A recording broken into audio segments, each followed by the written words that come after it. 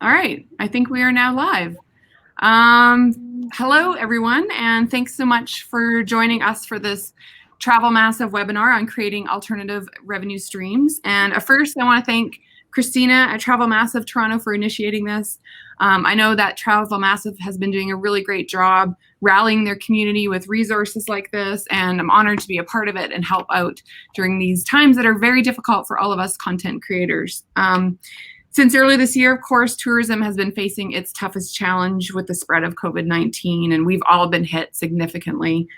Some creators I know have already had to fold under this unforeseen pressure to this business, and many others are still struggling and fighting to keep going, and most everyone is looking for ways to diversify and keep their blogs and other platforms alive until travel comes back. Christine told me in early talks about this webinar that the number one question that Travel Massive is getting right now is about how content creators can diversify income in these challenging times. So when she broached me about this topic idea, the names of these panelists you see on the screen sprung to mind as creators who have either in the past or are currently being very active in securing income streams from a variety of sources. So with everyone here, we tried to be very diverse in terms of what everyone is doing so that we can answer hopefully all of your questions. We haven't covered all the possible avenues, but we'll touch on freelance writing, developing niche blogs, developing courses, product development, and other audience-generated sources of income and more. So, and this all came together very quickly, like literally in the past week and a half. So I want to thank everyone on the panel for agreeing to join. And I'll do a quick intro here, and then we'll get started. So first, of course, we have Kate McCulley, the founder of Adventurous Kate, a go-to resource for women who want to travel the world independently. She has turned her travel blog into a full-time business, writing for a variety of publications, speaking at industry events. She will share insight on alternative revenue-generating streams and diversification during this time. We also have Jeremy Jones, who defines himself as a serial blogger and really had a hard time deciding what handle to even put up because he has so many to choose from. So it started with a travel blog called Living the Dream in 2008, and since then he has launched multiple websites, including a local blog for Pittsburgh, Pennsylvania, called Discover the Berg, a coffee blog called Doctor of Coffee, and a wine blog called The Great Pursuit. Those last two just started in this last year. He's the co-founder of the newsletter series, This Week in Blogging, that recaps weekly news in the world of blogging, and he'll share insight on generating revenue opportunities through niche websites. We also have Heather Greenwood Davis, and she is a writer and speaker known for her work at globetrottingmama.com. She is the Nat Geo Traveler contributing editor. She's a columnist for the Globe and Mail, freelance writer, and a TV travel guest expert. She's basically a celebrity in Canada. It's not uncommon for me to turn on my TV during the day and see Heather's face there. So this is a true honor to have her on as well. Her stories appear in print, online, TV, and on radio across North America. So she will share her insights on creating revenue through freelance writing. And we also have Kristen Sarah, the creator of Hopscotch the Globe, a popular YouTube channel, blog, and lifestyle brand for adventurous couples and families. Hopscotch the Globe on YouTube has become a leading travel video channel with over 288,000 subscribers and 46 million views. On top of creating videos, Kristen will also share insight on building courses to generate revenue. And for those of you, if you don't know me, I'm Dalene Heck. I am a blogger at Hectic Travels and also work at Hectic Media, a bit of a transition from the blog in order to help travel brands connect with influencers and running some influencer marketing campaigns. So this is your panel. And before we get started, I just want to say that all of the panelists have kindly donated their time and expertise to be here today. Sorry, just trying to copy something over. So for this panel, Travel Massive has created a account in order you can throw a few bucks of appreciation their way. And so I'm just going to pop that link up right now. There, if you can see that there. So some people have already donated, which is really fantastic. And I'll share it again at the end for anyone who feels that this is very valuable and wants to contribute to our panelists. You will also see that there's a couple different ways for you to ask questions. If you are on Facebook or YouTube watching right now, you can add your questions or comments there and we'll see them. Or also on the event page, there's a live chat there as well. We'll make sure that those questions are brought over. I'll try to keep up with them and get everyone to answer the questions pertinent to what they're talking about as we go through. But if not, we were also going to save some time until the end to answer the questions. So let's get to the questions. And I want to start with Kate first. Basically, one of the OG influencers has been around for a very, very long time. Sorry, I didn't mean to make that sound like you sound old or anything, but you are one that has been consistently at the top for a long time. And along the way, you've basically tried almost everything when developing income streams, perhaps more diversely than many of us. And so I want to ask you a couple questions, and one about what has been your most successful to date, either pre-COVID or during this time that you've developed. Well, I got to let you know that as soon as COVID hit, I started trying everything. Just, you get an emergency like that, and it really encourages you to do anything you can to just start making income that you have completely lost. So I've tried 6 things altogether. Now, I write a very personality-driven blog, which is different from a lot of travel blogs. So I think that if you happen to be more personality-driven, these could work for you too. The first things that I introduced were called one-on-ones with Adventurous Kate. It's basically a consulting call, 45 minutes, $75. Sign up and we will talk about whatever you want for 45 minutes. You want me to help you with travel? I will help you with that. You want me to help you with blogging? I'll do some basic blogging help with that. You want me to, make fun of your enemies with you? I will very happily do that. And it's been a lot of fun. And, right away, I sold $2,000 worth of those, which made a really big difference as soon as the COVID income hit came in. But it's also been really nice because it's been a way to really connect with my readers one-on-one. Some of them have been reading my site for 10 years. And it's also been a way to really help people a lot too. We did a lot of blogging type stuff, trip planning, and all that. And, since we're all separated for COVID, I had always kept events in mind, but we can't do events anywhere. So decided, let's do virtual events. I started doing something called Traveler's Night In, which is 2 nights a week. And they're small groups. I limit them to 9 people altogether. And we get on and we have big discussion about travel questions. Some of them are themed. We had a really great road trip chat once. We once had a really great Europe chat. And we even had some TV ones. We had a Friends chat. We had a Sex and the City chat. And it's really nice just getting to know everyone, having a bit of a social night, having drinks. And for those, I just charge, I do a $5 suggested donation, and honestly, about 1/3 of people donate more than that. And we just all get together and have a really good time. If you do virtual events, I highly recommend working with Eventbrite because they can do it for free for you virtually to get all the people together. And sort of along the same lines of Traveler's Night In, now I'm doing a book club as well. Once a month, we read books by women of color. We are working on our 2nd book club right now. We're reading Aiti by Roxane Gay. And everybody gets together, reads the book. The first book, we actually had the author present, which was amazing. And I know there's no way in hell I'm getting Roxane Gay to come speak with us. But it's been really nice getting the whole group together. Everyone pitches in $5. It's really nice. But the big one that has been very, very successful and that I am very happy about is Patreon, which is a platform where you create extra content for your biggest fans and charge them a monthly fee. I do 1 long form essay each month and several other shorter ones along the way. I have a private Facebook group. And you guys, if you're personality based, you have to do this. It is so good. It is so much fun. For example, let me tell you, in my Patreon group, we were all talking about Jeopardy because it turns out a lot of us are big Jeopardy fans. And we started trading off what our best case scenario categories would be and our worst case scenarios. And I am turning that into a humor essay right now that's going to be part of Patreon. That is what happens when Kate goes on Jeopardy and gets the absolute worst category she could possibly get. So it kind of all works together. People like being part of the creative process, and people love behind the scenes stuff and getting to know that part of your life. And honestly, the best thing about Patreon is that it is recurring income. Right now, I'm already clearing more than $1,000 per month from it. And I only just started doing it on April 1st. And just letting you know, if you're personality based, oh my God, this is something to do. And along those lines, I'm also doing blog consulting, helping people build better blogs, and also doing blog coaching, which is monthly working together and having meetings and helping people through their blogs. And along the same lines, coaching like Patreon. It's regular monthly income. And because Patreon has been going so well, I've started coaching other bloggers in terms of helping them build a Patreon for themselves. It's like a blog to Patreon pipeline. If you're interested in that, I'm actually offering a $75 discount to anybody who's watching this.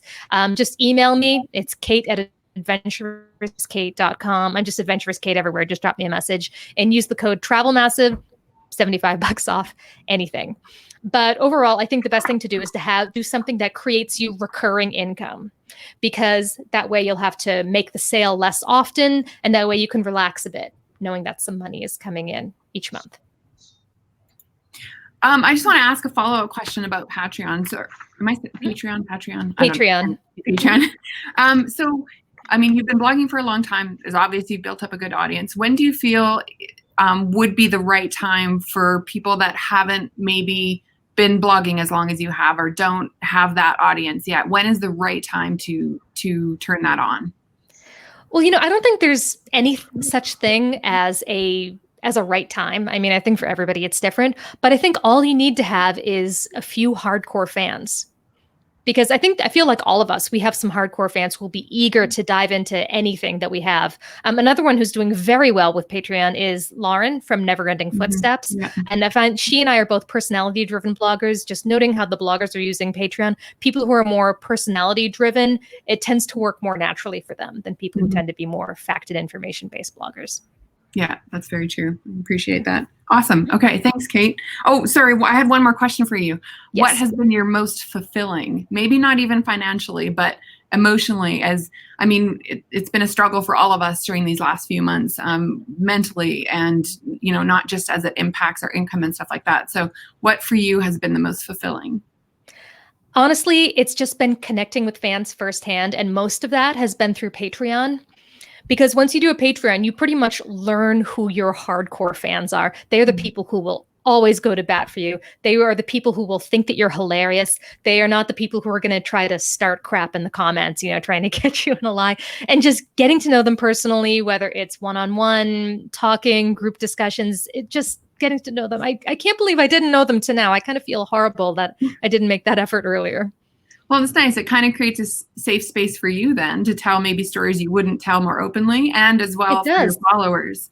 And not only that, it's a way for you to create content without having to worry about SEO, without having to worry about sponsorship. You just write stuff because it's entertaining. Right. Great. Awesome. Thank you for that. I want to move on to Jeremy next. Speaking of developing stuff for SEO. So I saw Jeremy speak at TravelCon at a panel last year, and he really, we were working on a niche site already, or the idea for it. And it was that panel that really pushed us to do it. So, it was so helpful, but also now I have someone to blame when I have problems. It's Jeremy's fault. Anyways, but so we've seen in the last few months, I've noticed, a lot of bloggers and influencers, that have gone that niche route. General travel blogs, I've seen people talk about traffic just being decimated by 80-90% compared to pre-COVID levels. And so other people are trying to diversify, and knowing that local travel is coming back first, we created our blog in the fall, but there's been also a lot of new ones that have come up as well. But this is something that Jeremy's been doing for a while. He's had the Discover the Berg for, God, how long was it? 5 years. 5 years already. And now, instead, we've seen some bloggers unfortunately fold throughout all of this, but Jeremy's doubled down on it, and he's created 2 new niche sites and a newsletter series and whatnot. So can you talk a bit about your decision, like how to go after the niches that you have, and talk a bit about the goals for each? Like, I know some people are looking for income right now. Of course, this is a bit of a longer term game. So if you can talk about your goals when it comes to your niche sites. Yeah, definitely. I should preface my answer by saying that I am not a personality-driven blogger at all. I'm more of a content-driven blogger.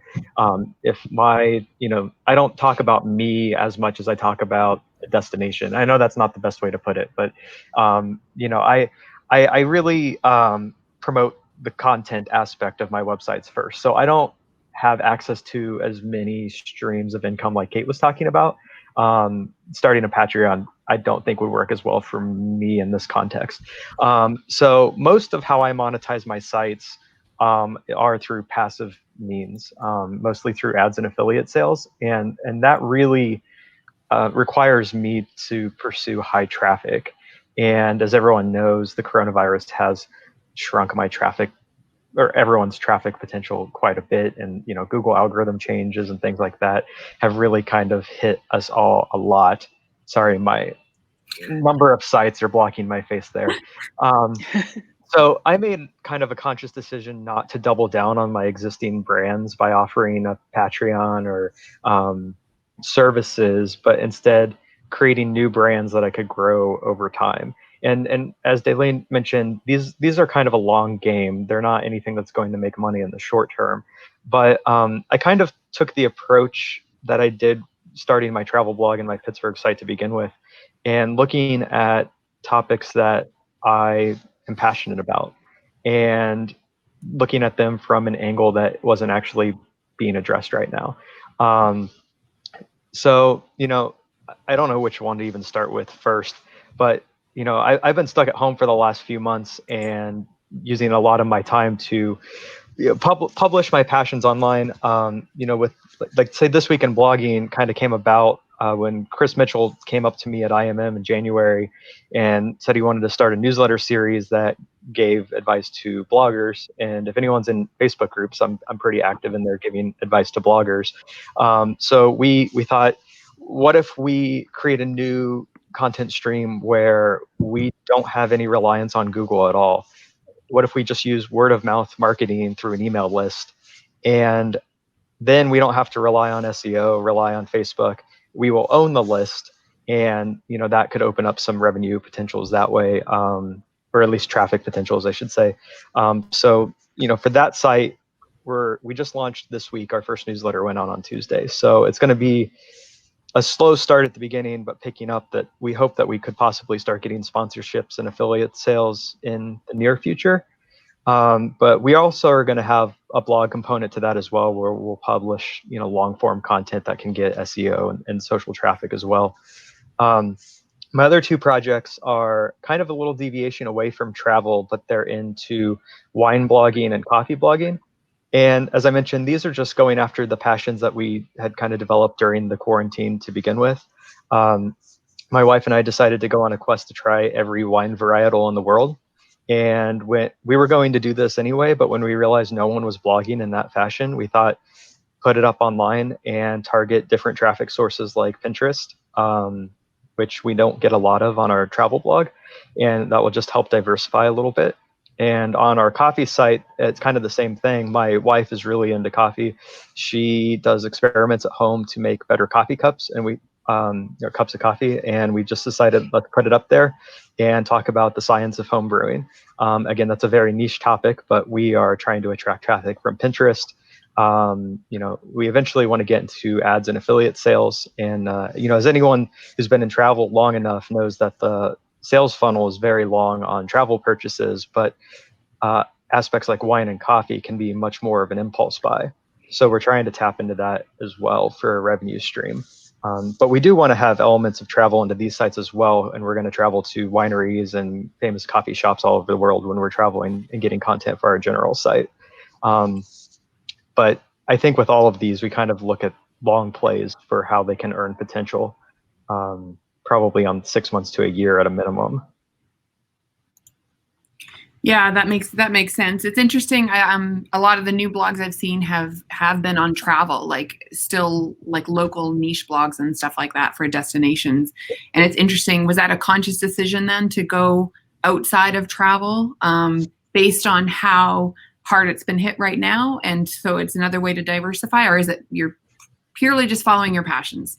I think part of it is following our passions. All of these do have a travel element to them to some degree, but we are excited for local travel picking up on the Pittsburgh blog. But I think we were definitely seeing the need to being able to create content while we're at home. Mm-hmm. Even being quarantined in Pittsburgh for my Pittsburgh site, it's very hard to go out and get new content. I can only go to so many parks and write about park content while I'm social distancing. So having my coffee and wine blogs, I might a year from now start going to wineries, but right now it's not very hard to pop open a bottle of wine and publish a story about it.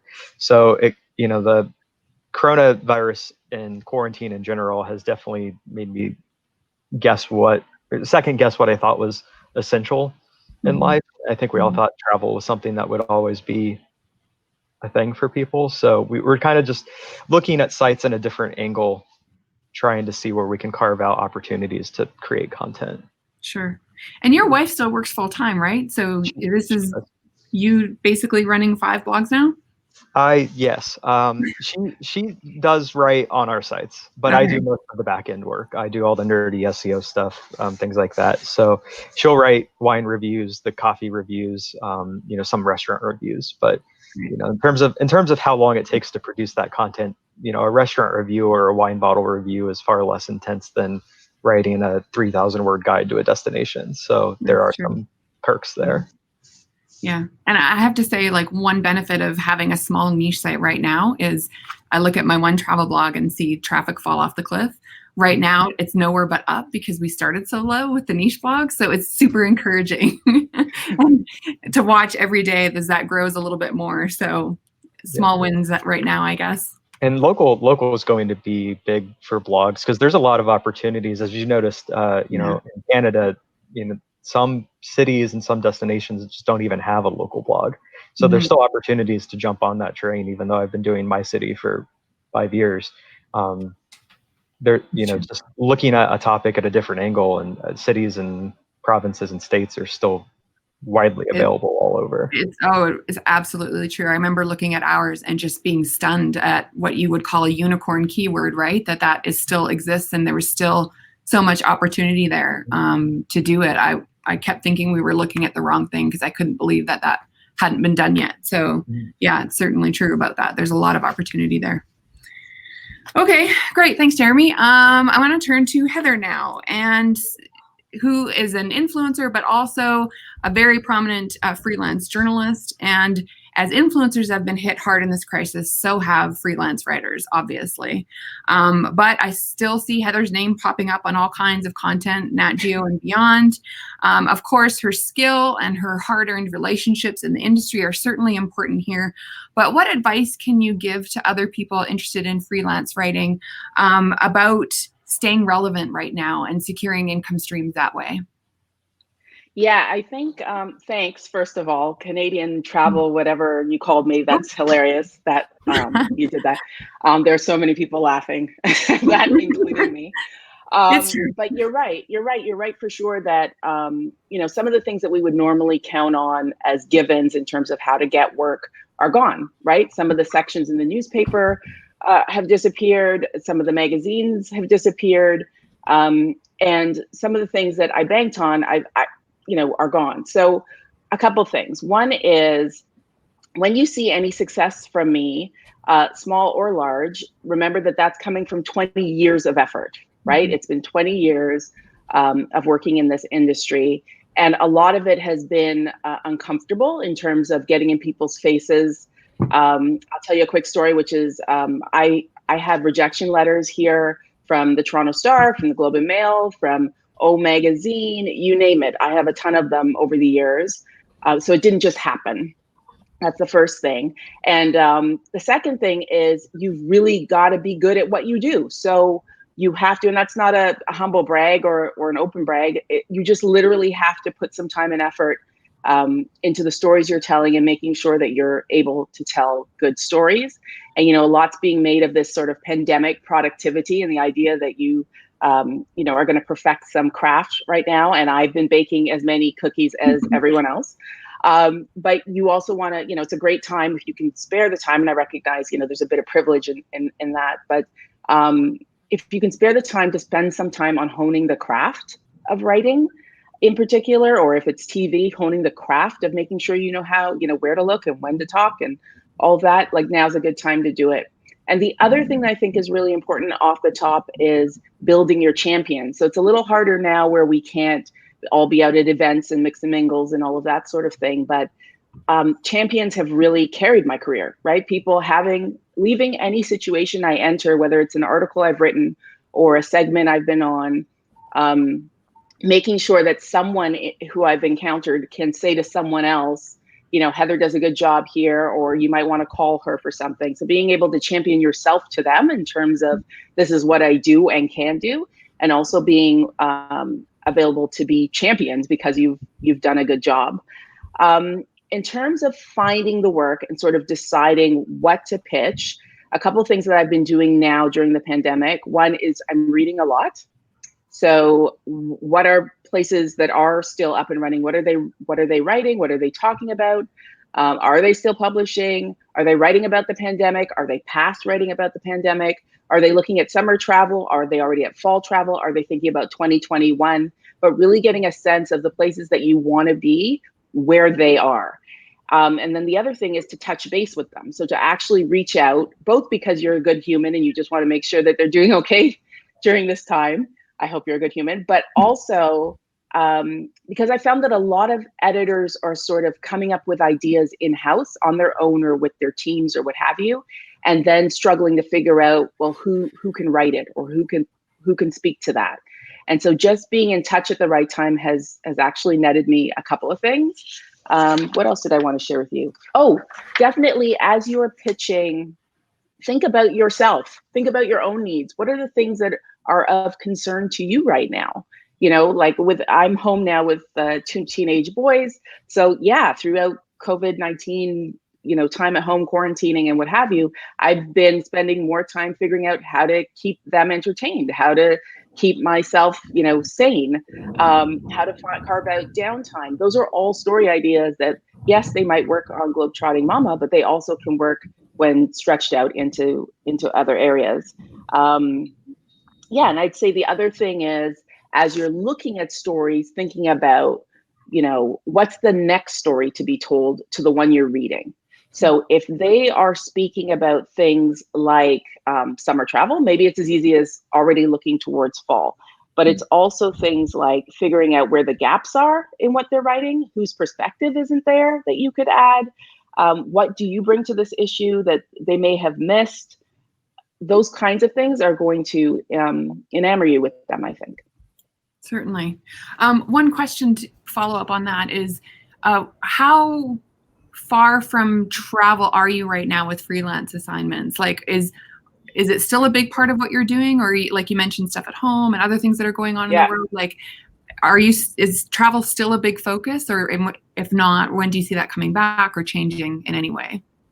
Yeah, it is still a big focus for me. My writing's always been very personal and touched on parenting, and like a lot of what I've written is family travel over the years. So I found that people are still interested in following, what is the family doing while this is happening? But I've also found, everything impacts travel and travel impacts everything. Mm-hmm. So even the stories that aren't outright destination stories, which some places are looking for that, still have travel sort of influences to them.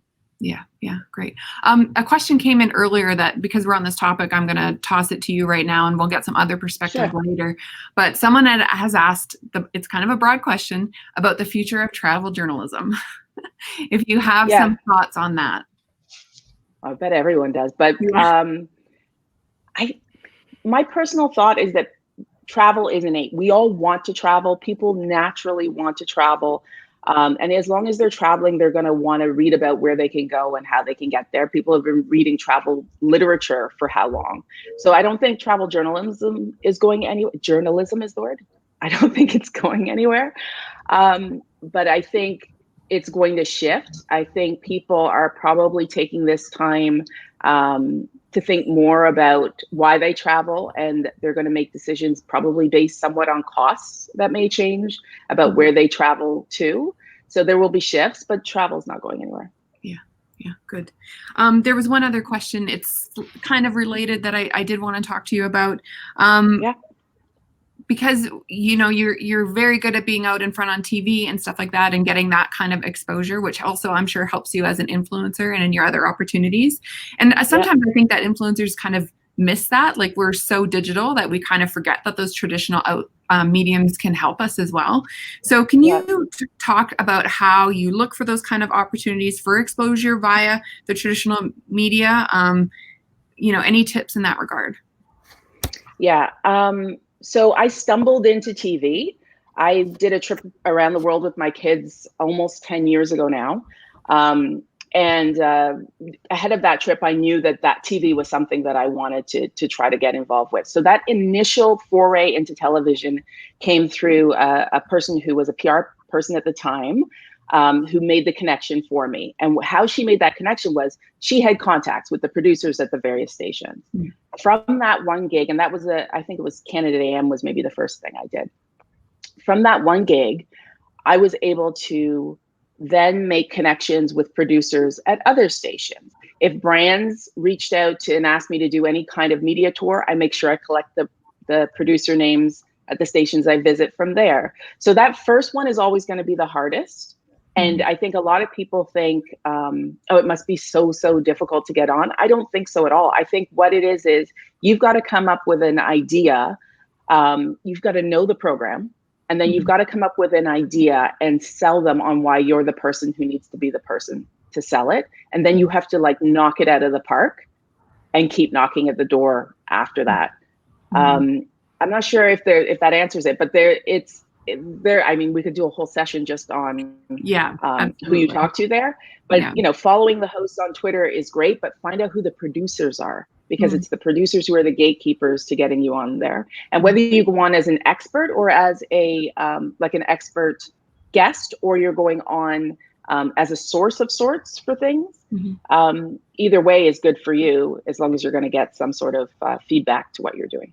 Yeah, sure. Right. And it goes back to what you said, honing your craft. I mean, that's so important right now. And a lot of us have the privilege of extra time, and now hopefully if our mental space is there as well, we can use this time to do that. Right. And I would just add that right now, a lot of the stations are actually having people do this, right? Film from home and what have you. So if you are going to be reaching out now, when is a time when they really do need a lot of content, make sure that you're ready to do it at home, right? That you have a sense of how segments flow, and you can sort of send a draft. I always do. I know not everyone does. I always do a full draft script once I'm doing a segment. I know I have put in suggestions of what the host will say, of how I'll answer the question. Wow. I'm attaching photos. I make the job for them as easy as possible. But now at home, it's about, have you got a device that's going to provide a good image? Have you got, good lighting? Have you, will you be able to, hear them and speak to them and have a microphone or what have you? So those little things are going to make a big difference too. You want to be prepared. Yeah. Will your cat leave you alone for an hour, which is something that always I struggle with. So, or your children, one of those things. Totally. Although I think we're all a little more okay with that these days. It happens all the time now. Yeah. Can't get away from it. Okay. So thank you for that, Heather. I want to turn to Kristen right now with some questions. So many influencers, again, Kristen's one of the OGs. She's been around a long time and done a bunch of different things. Proud to say I knew her before she had 100,000 YouTube followers. So I feel like, we're close now. Of course. So many influencers use their knowledge to help build courses. And you've had one that's done very well it was on Nomadic Matt's site about video that you created in partnership with Nadine. Can you talk about your decision to build that video course and what prompted it really in the first place? Yeah, so I began my YouTube channel back at creating consistent content back in 2012, I think it was. So this is when people still didn't even know what YouTube really was, or they're just starting to learn about it. And there wasn't a lot of travel content on there. So over the years, people began asking questions about building a YouTube channel, about traveling and creating content, about in all sense of that, so many questions within that. And a lot of the questions were the same, and they just kept coming in over the years. So Nadine was getting the exact same questions, and we're like, we should probably just maybe make a video for our channels. So we did that. We did like a collaboration, and that did really well. And we got more questions. So we should probably just make a course. There isn't really at the time, there wasn't a course on travel vlogging specifically. So that opened up a whole opportunity for us to create that course that was missing and using the questions that people had been asking us.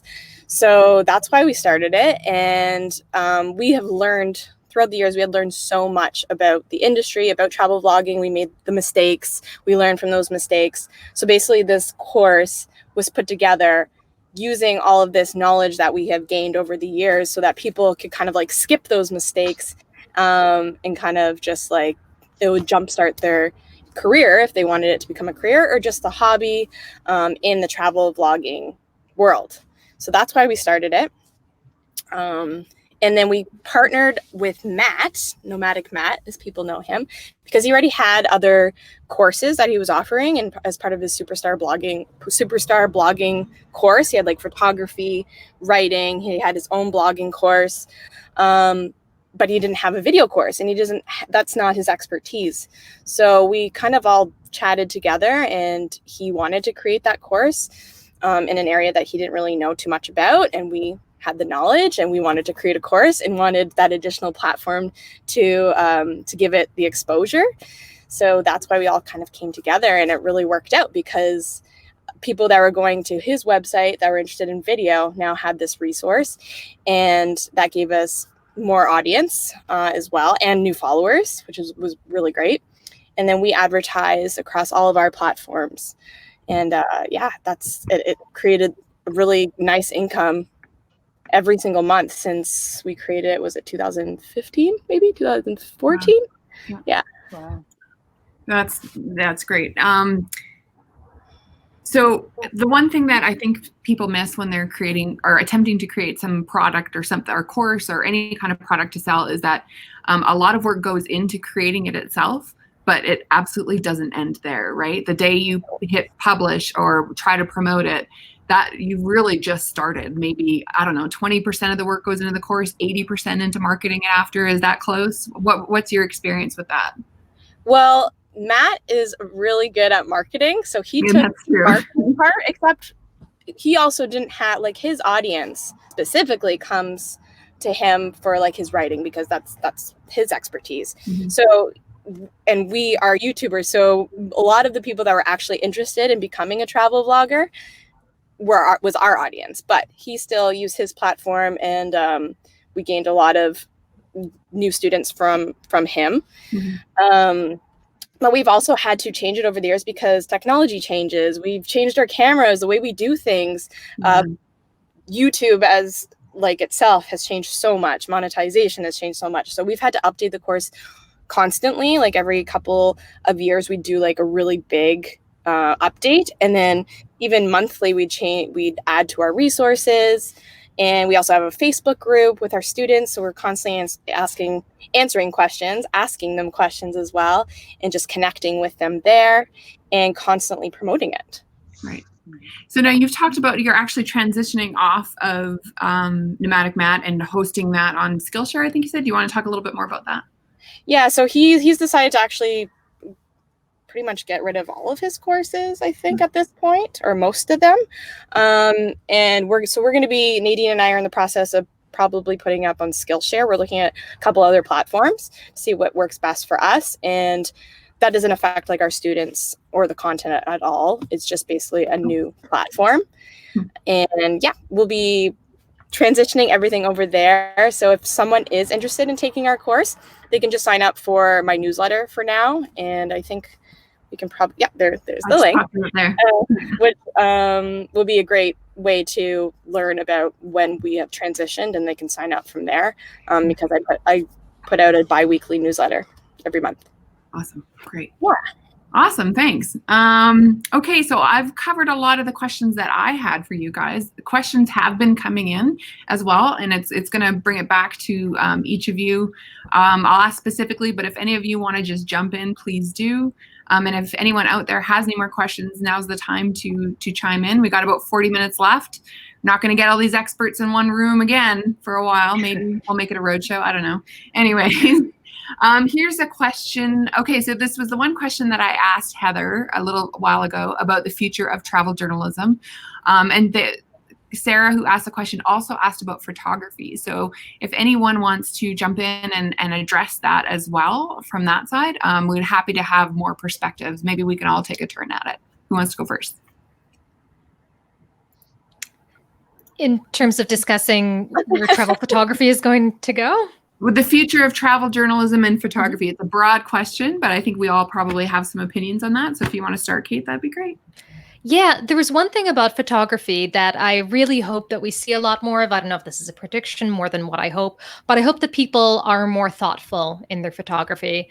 Since, we've had these Black Lives Matters protests really catch on in a bigger way than they have that they have so far around the world. I think people are trying to be more thoughtful in what they do. One thing I don't do anymore is I don't photograph children unless they're from behind and unidentifiable. I think people need to be more thoughtful about photographing people in pain, people praying too. I feel like that's kind of a bit of a line. I think one thing people need to ask themselves is photographing people in their vulnerable moments. Is that really adding to, is that like a net positive? Is that a positive thing you should be doing? Mm-hmm. Good. Certainly. Any other comments? Yeah, I also think the COVID has really taught many of us to slow down. So I think when it comes to photography and videography, I don't know if this is more of like a hope or prediction, but I hope at least people will not just turn on their cameras automatically when they're experiencing something new and just live behind the lens, that they'll actually process it for themselves first, because that's why we travel in the first place, to experience things, to really be present. So I think people are learning to be more present and to slow down. And I think that will transition into videography and photography. Yeah, at least I hope so. Good.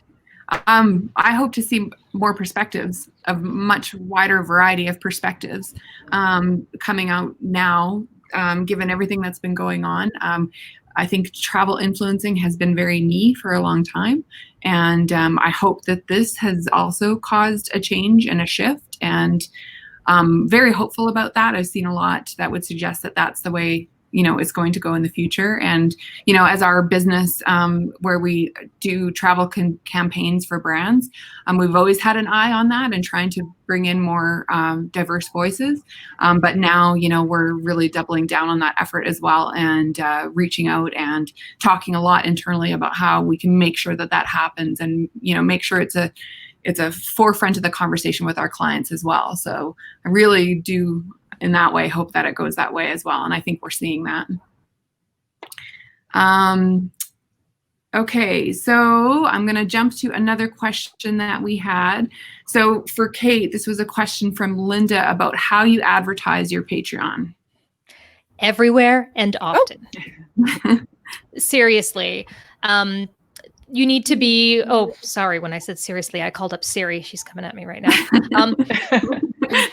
I mention it very often. I try to keep it beneath an annoying pace. But the thing is, most people are not going to buy something the first time they hear about it. I think, like I read somewhere that people need to see something 7 or 8 times before they buy it, that's the average. So I mention it often. I mention what I'm doing at Patreon this week in my newsletter. I mention it in social media. I do a monthly recap every month on my blog, and those are like my favorite posts that my readers really love. So I make sure to mention it in there. But I try to keep it natural, not too annoying, saying, and by the way, this month on Patreon, I am writing this crazy Jeopardy story about what happens to Kate when she gets all the worst possible questions.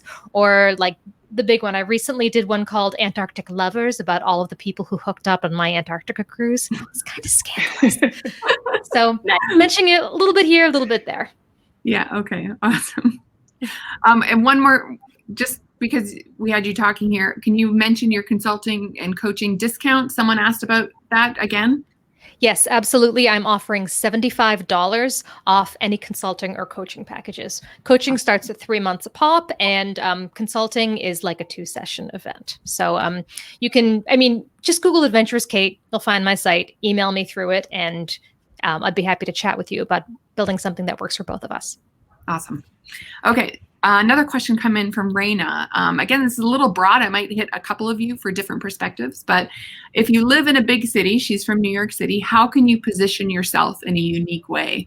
And I'm not sure if she's asking about like a niche blog or just being a personality influencer, or, how do you get on New York TV? So let's start with blog first, Jeremy. Yeah. So I think there's a lot of ways, if this is thinking of it and starting a New York specific type blog, I'm going to speak on it on that angle. I think it's a balance of what can you do what can you do easily that would make you quickly be looked at as an expert, but also getting into something that hasn't been overdone by 15 or 20 other people. That was what we kind of saw when we started our Pittsburgh site was, if we have a goal of doing everything in Pittsburgh, we could probably be looked at as authorities within a couple of years. But New York is such a big place that might be hard, and there's other sites that probably are doing it already. But you can also look at it from a bit of a different angle and doing like a niche within a niche. Like in Pittsburgh, we have just a food blog. It's not mine, someone else does it, but I know that they get over 100,000 page views a month just talking about new restaurants. In New York, there's neighborhoods. Someone could focus probably on a specific neighborhood. Or we have a private chat here, and Kate jumped in and said chicken wings of New York, beer bars of New York. There's any number of topics that, in a very clearly defined site would make you stand out as an expert. But I always caution people not to rush to be the second one to do something. If someone's already doing a very popular Cafes of New York blog, you're always going to be chasing after them. And it's kind of putting yourself in a harder place to begin with. So if there's an avenue that you can look on New York blog at a different angle, chicken wings, beer bars, that you can do for a few years and not get sick of it. It could be, I don't know if I could eat chicken wings. A lot of chicken wings. We have a post on our Pittsburgh site about pizza that we add every time we go to new pizza places, but I only go to like one pizza place a month. So it's kind of a balance of like what you can have fun with, but also own. But there's a lot of opportunities to just look at it a little differently and dive down and still capture a decent audience, especially in a city big like New York. Yeah. I want to add to that. I lived in New York until November, so it is one of my places. Niche down, definitely. Neighborhood, and keep in mind, just Brooklyn is way too broad. There are a million people who are trying to do Brooklyn this, Brooklyn that. There is a lot of room for a Harlem blog right now. If you're into that, I lived in Harlem for 4 years, but at the same time recognize it's not my place to write a Harlem blog as a white person and gentrifier. But neighborhood and niche is what you should consider for New York. I'd add also, think about your own unique personality, because you bring something to whatever you're going to be writing about. So I use a technique, I call it mine my life, right? Like sort of drill down into who you are and what you would bring to it, and use those as jumping off points for selling your expertise. Yeah, I was just going to say something similar. It reminds me of, I can't remember the movie, but Zooey Deschanel does a photography tour, and she combines running. So they're like running and jogging and taking photos. It could be something unique like that. Doesn't have to do that specifically, but that makes you stand out and someone go, oh, that's interesting. I want to try that. Yeah. I think it goes back to, a few of you have brought this up, is really it needs to be driven by passion. If you really like chicken wings, then niche down on chicken wings. But think about it, not just, okay, I'm going to go to these chicken wing place the next year. Think long-term. You're talking years of eating stuff in your face with chicken wings. Can you do it? I don't know. Anyways. I'm regretting not having had lunch yet. In here. Keep going with the chicken wing. Okay, no more chicken wing talk. We have a few more questions I want to get to. So, here's one. Does anyone create podcasts, and can you make money from them? I don't know. We have any podcasters on here, do we? Not currently. No. I've flirted with it. I've kind of started and abandoned it. I'm friends with some podcasters. I can speak anecdotally if that helps at all. We'll take it. None of us else are doing it. Yeah, I think podcasting as an industry, to me, still feels like it's in its infancy in a way. It's not really tapped into social networks just yet. There's many podcast networks out there to host. So I feel like podcasting in general, and again, I'm just broadcasting here, just from what I've seen, it's a lot harder to market because there's not as many developed channels right now. And a lot of podcasters, have it. For podcasts that I know, they have global sponsors, and then that typically goes hand in hand with building an audience. So it's kind of a catch-22 of you really have to hustle the marketing aspect of it to get listeners and subscribers, to open up some of the revenue channels. There's not too many, say, programmatic advertising options for podcasts just yet. It's all, one-off sales right now. But, I feel like podcasts are very valuable, especially for people who are auditory learners. So I feel like there's a lot of things that could be coming down the pike, over time with, say, search engines tapping into that. But I would just be speculating from there. But it's still kind of in its infancy relative to where like blogging's at right now. True. Yeah. Okay, this is another question from Josh. I'm assuming it's the same Josh.